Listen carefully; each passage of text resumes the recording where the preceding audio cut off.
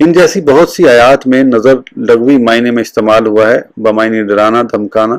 اس معنی میں یہ لفظ اللہ تعالیٰ کے لیے بھی آتا ہے اور انبیاء کرام کے لیے بھی اور علماء دین کے لیے بھی۔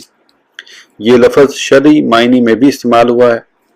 رب تعالیٰ فرماتا ہے ما انفقتم من نفقات او نظرتم من نظر فإن اللہ یعلمہ، سورہ بقرہ۔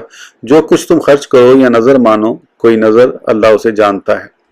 رب انی نظرت لک ما فی بطنی محررا فتقبل منی، سورہ ال عمران۔ اے میرے رب، میں نے نظر مانی تیرے لیے اس بچے کی جو میرے پیٹ میں ہے آزاد، پس قبول فرما مجھ سے۔ وَلْيُوفُوا نُذُورَهُمْ وَلْيَطَوَّفُوا بِالْبَيْتِ الْعَتِيقِ، سورہ حج۔ چاہیے کہ یہ لوگ اپنی نظریں پوری کریں اور پرانے گھر کا طواف کریں۔